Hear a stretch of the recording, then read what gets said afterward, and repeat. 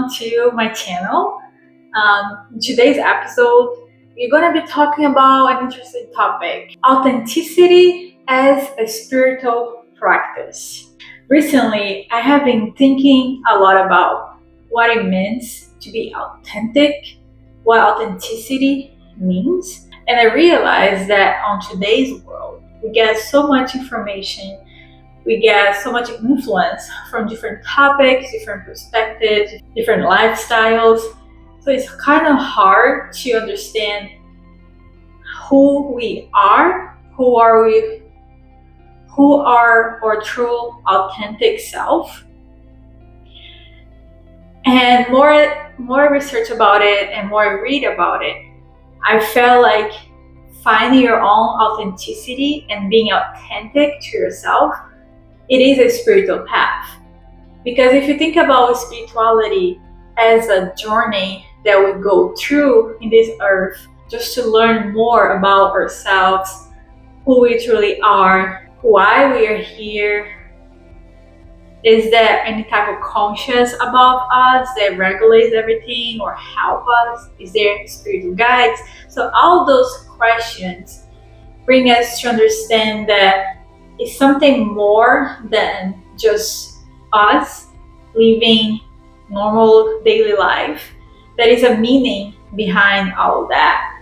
So that's why I would say, what if the most sacred act isn't a prayer itself or any kind of ritual that we can create, or fasting, or all these religious practices that, even though they're really important, what if that is something more sacred than all of that? What if the holiest thing you could ever do is simply be who you are? And I think that's a really powerful understanding. In the world we live right now, being your truly selves and being able to expose this and explore this side of us, saying what we want to say, feeling what we want to feel, acting and doing things the way we want to do is really powerful. And that's why I really think that is also spiritual, because there's nothing more spiritual than finding your true happiness. So hi, I am Kasia, and this is the beginning of an interesting conversation I believe we are quietly itching to have.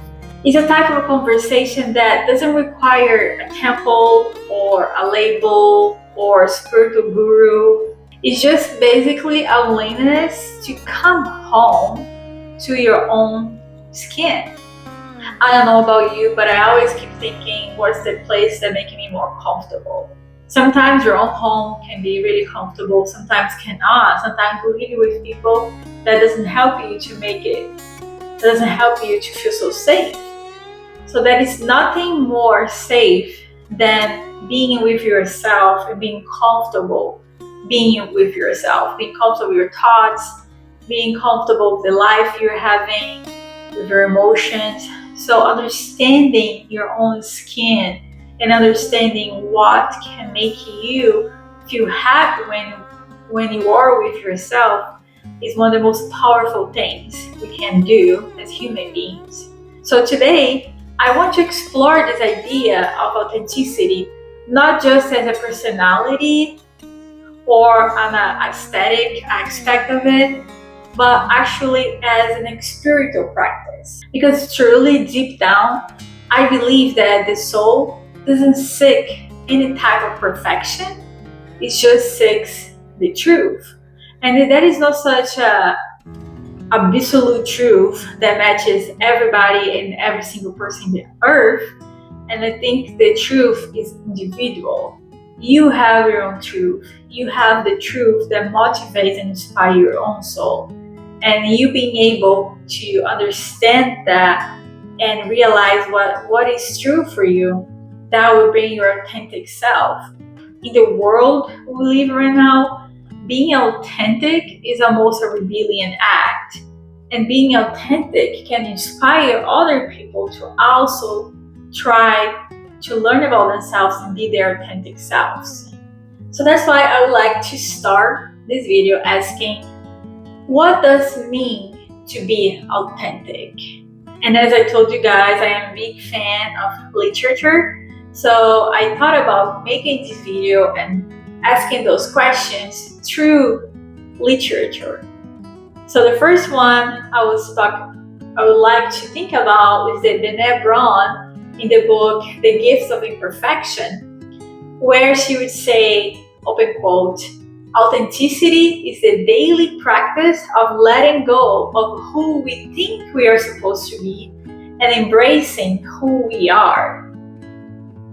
And if you think about it, that's really powerful, because most of the times society will tell us who we should be, right? And society can take shape of your family, of your religious group, of your culture, of your country, the language you speak, the company you work, who you love. So all of that create these boxes that will tell us who we are supposed to be and how we are supposed to act.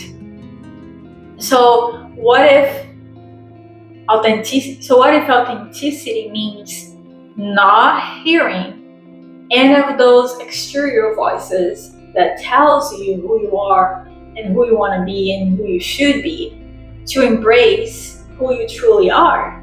And embracing who you truly are can be hard because, first of all, you need to understand who you are. You need to take time to look inside yourself, to ask those important questions. What do I like?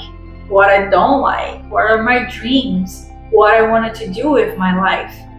And embracing all these answers, even though they can be really uncomfortable, and even though they can be scary most of the time, because that means you need to make changes in your life, and that can be really, really scary.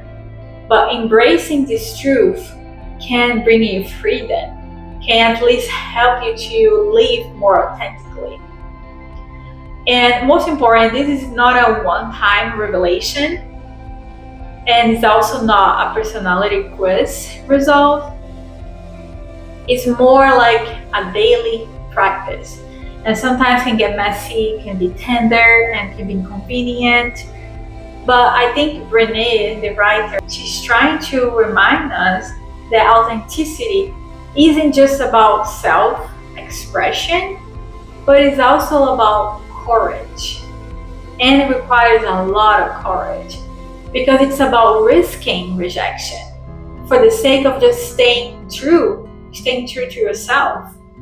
And being true to yourself can mean being rejected, but also can mean being accepted by other groups that we never thought about being part of before. So being authentic in the first step can mean that people around me will maybe not understand, maybe they will take time to understand my true self, or maybe they will reject me. But this courage can bring you to find your own real tribe, and can make you thrive as a person, can make you happy. Because sometimes accepting their voices, the exterior voices telling us who we are, what we want to be, make us miserable. And we do it anyways, because we are in comfort zones, because we want to be loved and want to be accepted. But understanding that looking to our authenticity, even though it can mean rejection the first step, can also mean acceptance later. Acceptance by the people who truly see us for who we are and accept that version of us. So getting back to the book, The Gift of Imperfection, Brené Brown, she describes how perfectionism masquerades as authenticity. But deep down, it's just fear dressed up as productivity. So what she's trying to say basically is, when we try to be perfect all the time, that is not who we truly are, and that makes us feel miserable all the time. So perfectionism is just hiding the fear we have of being our true selves. So we try to be perfect, and then we try to be productive, to masquerade all the fear we're hiding of being rejected if you really try to be your true selves. So to be authentic means deep down that we need to make peace with being misunderstood. And look, for me that is really hard. If I not just because I'm saying and then I am understanding all this concept, it is true to me, it is easy to me, or that I'm already practicing this way, because that's definitely not the case. For me, it's really hard to have people not understanding me. I have the tendency to explain myself multiple times until I make the person understanding my point of view and accept it. But deep down, that wastes so much of my energy and so much of my emotional energy that I feel drained, I feel tired sometimes. When the person gets to a point like, oh, okay, now I understand, that is not even joyful anymore, because you kind of need to convince somebody to understand yourself. And that's not the point. So making peace with the fact that some people will not understand you and some people will not accept you is one of the most powerful things we can do, and one of the hardest things we can do. So if we read important thinkers, like for example Carl Jung, he was a big psychologist, and he once wrote, the privilege of a lifetime is to become who you truly are. So I keep thinking, he saw so many patients through his lifetime. He studied the human mind for his whole life, and he came up with the conclusion that it's a privilege of a whole lifetime to become who you truly are. And I feel like we don't understand the deep meaning behind this, because embracing who we are is definitely a privilege. It is a privilege that we can fight for. It's a privilege that we can make it happen if, as Brené Brown would say, if we make peace of being misunderstood. So I believe that this is the essence of the idea of individuation. That is the process of shedding the masks and returning to your inner self, piece by piece, step by step. So Jung wasn't talking about style or like a personality. He was talking about the soul journey.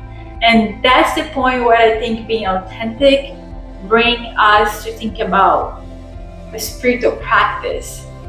And today's days, we are so externalized in our daily lives. We are on our phones all the time. We're consuming news, we are consuming media, we are consuming podcasts, we are consuming videos. And we don't take the time to check on ourselves. And I honestly say that for myself. I meditate for so many years, daily, religiously, and suddenly life happens and I get so busy at work and a lot of stress come through, and I stopped doing it. And after I stopped doing it, I felt so disconnected with myself.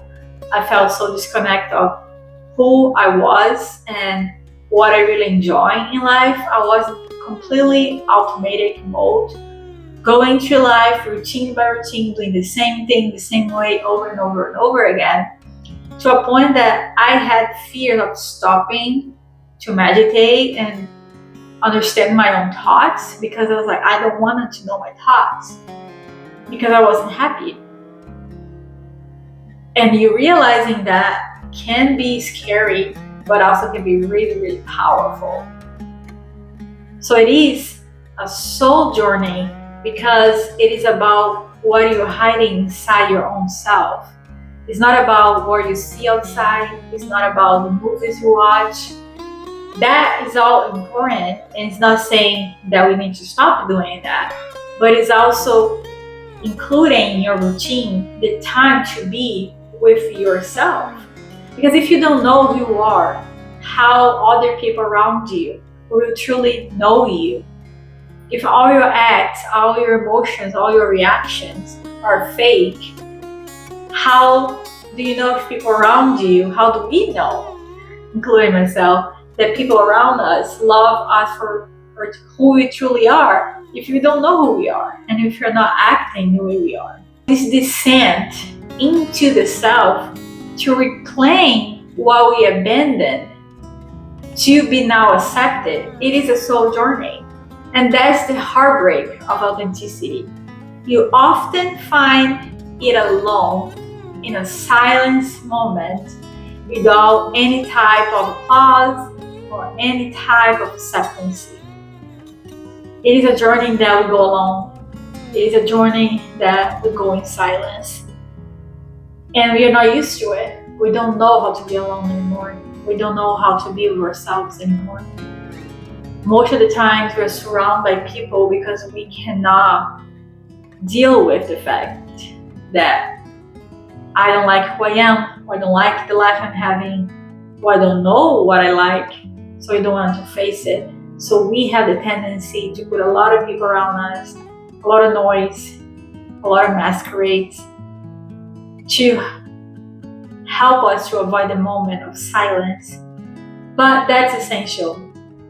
If you think about mental health, if you think about your happiness, more and more, all these spiritual paths like yoga, zazen, Buddhism, or any kind of meditation practice and mindfulness tell us the importance of doing this deep inside reflection to understand who we are.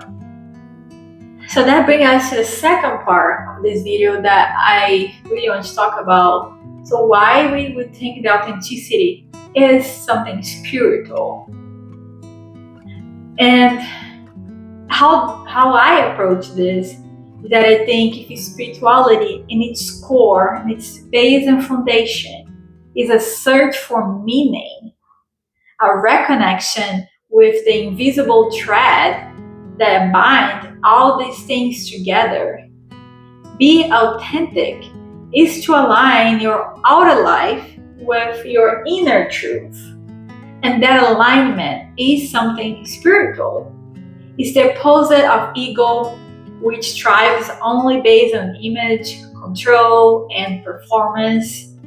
The ego wants to protect us, but the soul itself wants us to be free.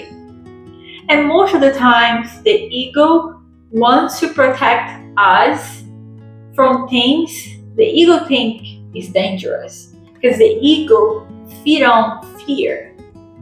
Most of the times, it's like a survival mode, and a lot of influence from our DNA from the time where animals still evolving as human beings. Fear help us to survive for many, many years.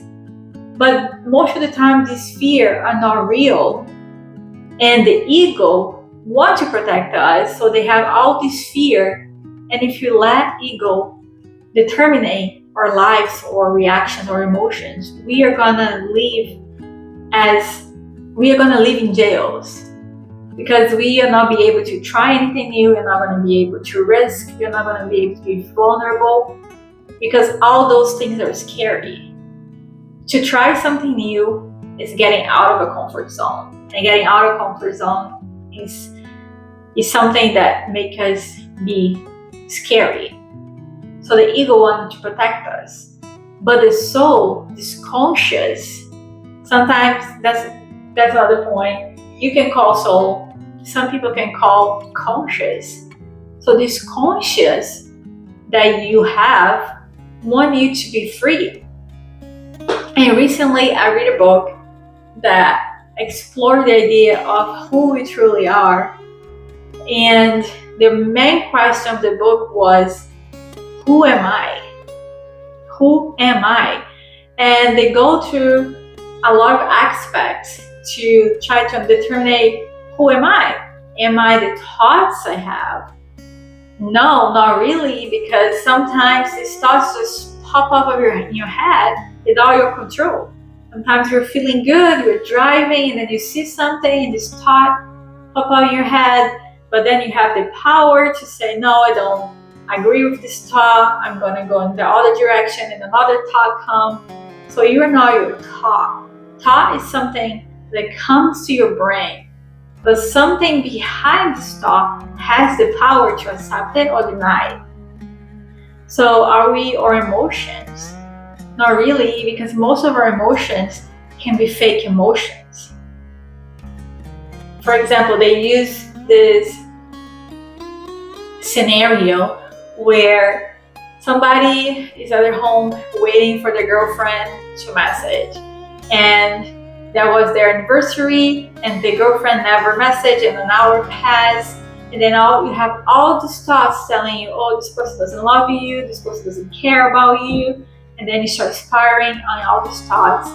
And while you're thinking all that, you start feeling sad, you start feeling depressed or angry, and then suddenly your phone pops up a message and your girlfriend saying, hey, I just prepared this big surprise, I have this dinner all set up, sorry I was late because this and this happened, but I'm stopping by to pick you up and I have everything ready for you.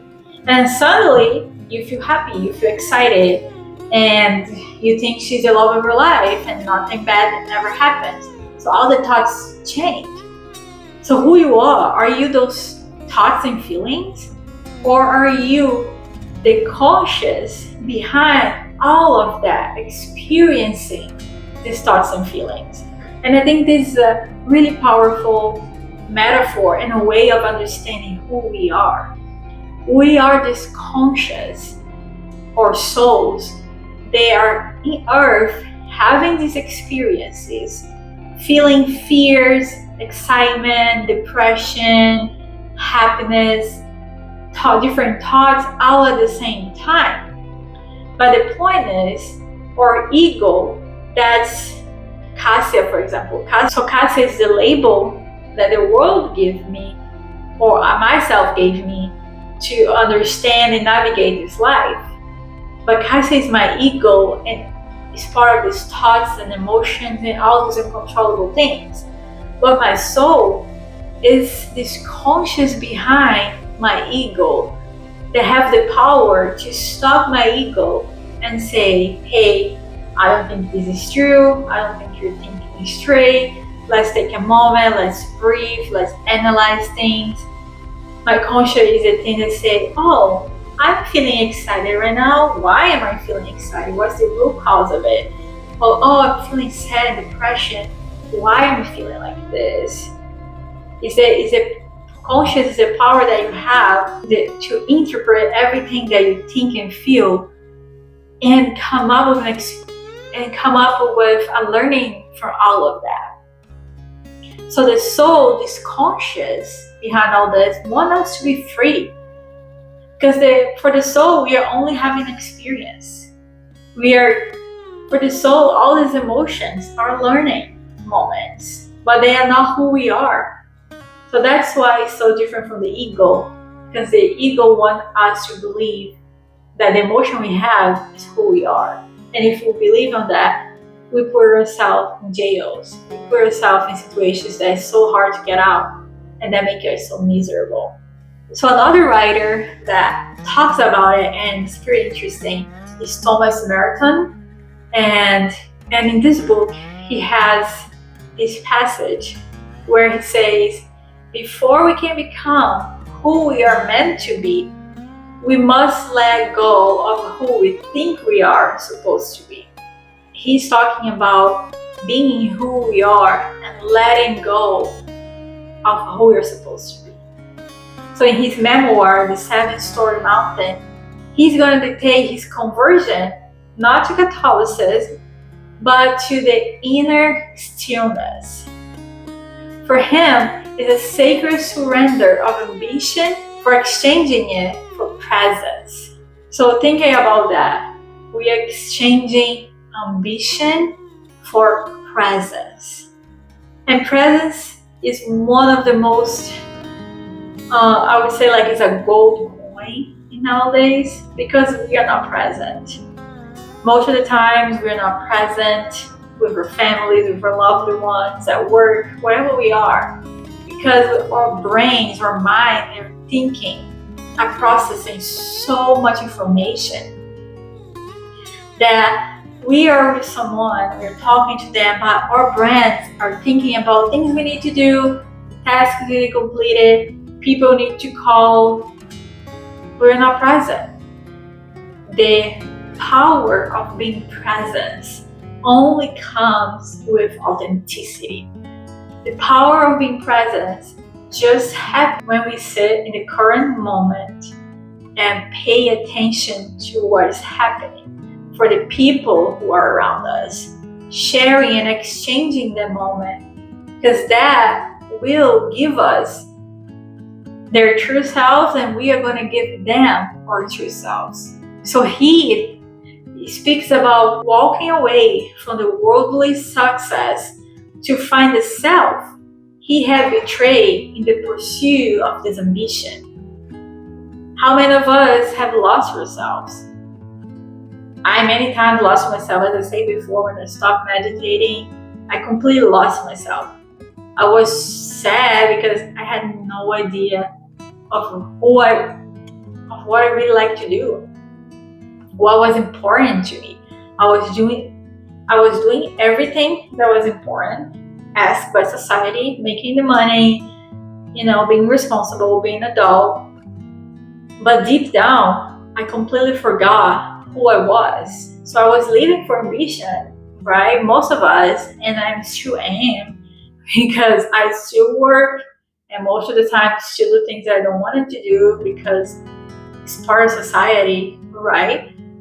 But right now, I'm allowing myself to think about all those things, to take a moment to reflect about all those things. So the journey is an echo in all of us. Every time we say, this version of me isn't mine, I am ready to unlearn. Are you ready to unlearn? Are you ready to start from scratch again and learn something new about yourself, something new about the world, something new about your dreams? And maybe that is a truly version of yourself. So to be authentic is to make that same surrender, but not to a church, but to your own soul. And if you think about it, literature has been talking about authenticity for so many years. Stories have always revealed our deepest truths. And literature, in the most powerful moments, show us characters who choose to be real, even when it costs them completely everything. And I think that's so interesting how many books we read, and it's a hero journey, right? They go to this big transformation where they start understanding who they are, understanding what was their mission, understanding what was their dream, and they leave everything behind to start something new, to learn something new. And we think that's amazing because we connect to it, because deep down in our souls, we want that to our lives. And literature has been showing that, and we have been connecting to it for so many years. But most of us never do this jump to make it real. So one of the books I really enjoyed was Jane Eyre from Brené Brown. And this novel, and I truly believe that it's not just a love story, it is definitely a spiritual narrative of integrity. Because Jane, she refuses to sacrifice her own moral compass for the comfort of being with her lovely one. So when Mr. Rochester begs her to stay with him, despite the fact he was married to another woman, what she said? She says, "I'm no bird and no net ensnares me. I am a free human being with independent will." What is that more than being authentic to yourself? because he was the love of her life. And he was coming to her and saying, don't leave me, stay with me, even though I'm married. And putting myself in her place is thinking about the person I love, and that the person that I want more than anything is coming to me and say, I want to be with you, but can you be with me if I am married? And the fact that the person is married is something that hurt my moral compass, is something that for my soul is wrong, is something that would not make me happy. Would I have the power to say no to this person, even with all the feelings I have for the person? And that we can bring that to your life. How many situations that come to your lives and that you want that so bad, you want to experience that so bad, but somehow the way the situation is presenting to you is not the way you expected. And if you go with it, that's gonna hurt something deep in your soul. So when I think about Charlotte Brown, this book, she's not talking about feminism. She's talking about something much more sacred. When Jane walks away from the one she loves in order to stay loyal to her soul, that's so powerful. That's the power of authenticity. So the act actually of her being true to herself, this act of spiritual alignment, is why in the end of the book saves her. Because in the end, that brings her love back, but now in a way that she can accept it. Because she gave space for the other person to make their own decisions, understand their true self, to go through their own journey and decide for themselves what they want to do. And another book that has such an important and powerful message is In the Color Purple by Alice Walker. In this book, if you think about it, Sally begins her journey silenced and completely abused. But as she finds her voice through the letters, through love, through queerness, she uncovered definitely a spiritual truth. And what was the truth? The truth was that God is not in a church. God is in the color purple, in the fields, in her body, in her life. So that shift from her, the shift from oppression to embody spirit, is authentic. It's definitely authenticity as a spiritual power. Because she understood she didn't need to be abused, and she didn't need to not be her true self and allow other people to tell her who she was, to find her own happiness. She understood that God can be everywhere, anywhere, in anything. And that freed her soul for her to find happiness. And the same, if you think about, is the book Orlando by Virginia Woolf.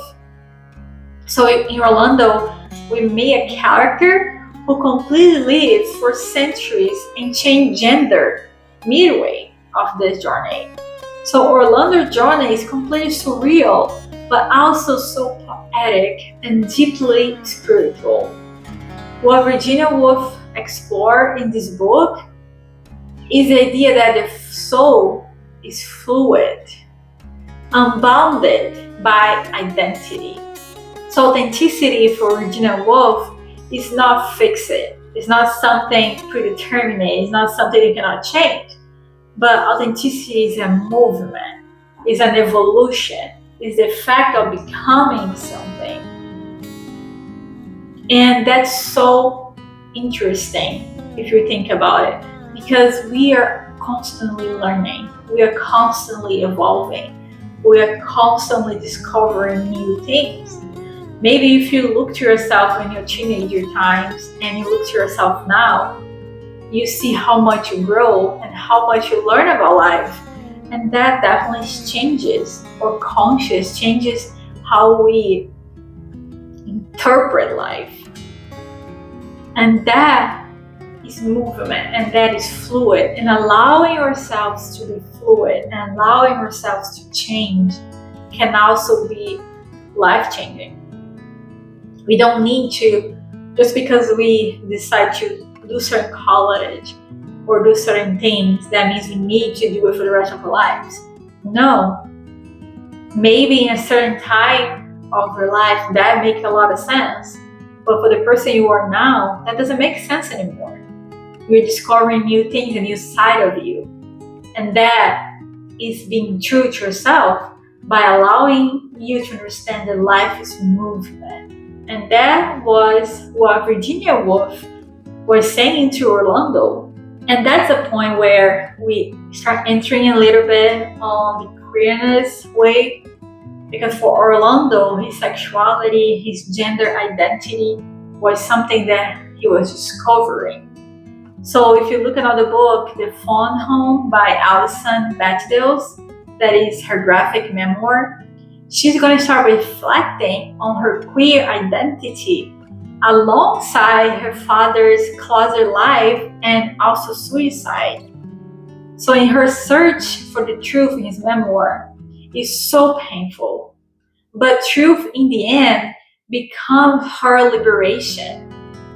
Every panel, every line is her reclaiming her reality from the shame she felt of being queer, of understanding who her father was, and understanding why he killed himself because he couldn't accept it.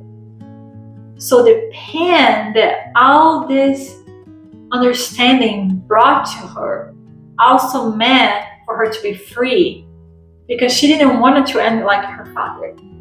But understanding his pain allowed her to accept her own truth and make a change and find happiness. So all these stories are not just literary, they're spiritual awakening, and they have such important and deep messages that we can bring to ourselves, bring to our lives, and help us to navigate this world. So in the end, we can think, why does living authentically feel so urgent? Why finding our true self feels like we need to do it now? Because the soul inside us doesn't thrive in performance. Ego thrives in performance. Ego thrives in masquerades, in appearances. But the soul needs the truth. The soul suffocates when it's forced to be silenced. When we are children, we are completely whole. We sing when we want to sing. We cry without any shame. We express without any type of filters. But as we grow, we begin to perform. We begin to learn which part of us are acceptable in society and which part of us must be buried. So spiritually, in its truest form, it's about remembering. It's about remembering us how to be like children, how to just play in life, being our true self, expressing our own selves without so much fear, without worrying so much about being accepted, without worrying so much about performing as society expects you to. It's about peeling back layers that don't belong to us, that we understand that do not belong to us, and then let it go. And for that reflection, there is a poet that for many years in my life, I read almost every day. And I just love the way he writes about spirituality and life. And his name is Rumi. He's a soft poet. And he would say, "Don't you know yet? It is your light that lights the world." But the thing is, most of us are not shining anymore. We're not shining our own lights anymore. We're turning off our own lights in order to live in society. So imagine if all of us are like candles. illuminating the world. And then suddenly, all these candles are turned off. The world will become dark. But if you're able to look back at yourselves and turn on the candles that we are and shine your own light to the world, we don't need fake things anymore. We don't need to masquerade emotions. We don't need to perform. We don't need to look for acceptance. And my light can inspire your light, and your light can inspire other lights. And suddenly all the candles are light again, and the world will stop to feel so dark, so meaningless, so scary. So in his poetry, life is never about perfection. It's about being present in your own light, letting your own candle burn and illuminate the world with your truth. It's about allowing what is already inside us to shine, even if it's cracked. So what Rumi speaks about, he speaks about a soul that wants to be seen. Because when we turn off our light and it's dark, nobody's gonna see us. The only way for people to truly see us is if you shine your real lights. And some people will like it, some people will not like it, and that's fine. That is fine. And if you think about the biggest poets and the big thinkers in the world, like Jesus, if you think about Jesus only as a thinker, a philosopher, he was only shining his own light in the world. Some people like it, some people didn't like it. But that didn't stop him. And that didn't stop Rumi. And that didn't stop many other literature writers writing their books and think about all those important messages. In the end, we always need to bring all these thoughts to a practicality. So how do we live like this? How do we turn authenticity into a spiritual rhythm that we can make real daily in our lives? And the first thing that I would say for myself, and that I heard all the other thinkers saying, is stillness. The ability to sit with yourself daily. No roles, no screens, just you. Spending time with yourself. Not letting your emotions tell you who you are, but the capacity of you looking through your emotions and understanding where and why they're coming from. Another important thing, listen to the body. Your body tenses when you lie. It will relax when you are speaking the truth. Express creatively. Art is the soul native language. And art can be in so many ways. It can be dancing, can be painting, can be writing, can be creating videos, can be gardening, can be anything you want. Anything can be art if you put your creativity on it. Just expressing yourself in any way that makes you happy. And it's also really important to set boundaries. Saying no is so sacred. And the ability to understand, to say yes only when you mean it, can be so divine. Speak your truth. Be gentle. Be boldly. Be imperfect. But be honest. So I'd like to end this video with a couple of affirmations that we can say through our days to help us to stay true to ourselves and go through this journey with patience. Have patience with yourself. Don't be so hard on yourself. That's not something you're going to achieve tomorrow. That's something that I'm not going to achieve tomorrow. And it's definitely something that I need to be gentle with myself. Because before being gentle to anybody else, I need to be gentle with my own journey, my own time. So affirmations can help us to calm down, breathe, center ourselves, to restart. So my truth is sacred. even when it's quiet. I release the need to be understood, and I choose to be true. In the end, authenticity is not a brand, it's not a look, it's not an achievement, it's a spiritual posture. It's definitely a way of bowing to your own existence and saying, I am here as I am. And that is holy. So I'll leave you in this video with this. What part of you is asking to be seen? Share with me below. Let the space to be one where masks are completely dropped, where our souls can breathe, and where truth definitely doesn't need to be hidden. You are not too much. You are not too broken, and you are definitely not too late. You are you, and that is completely enough. So share with me in the comments your own thoughts and your own experiencing about going through this journey.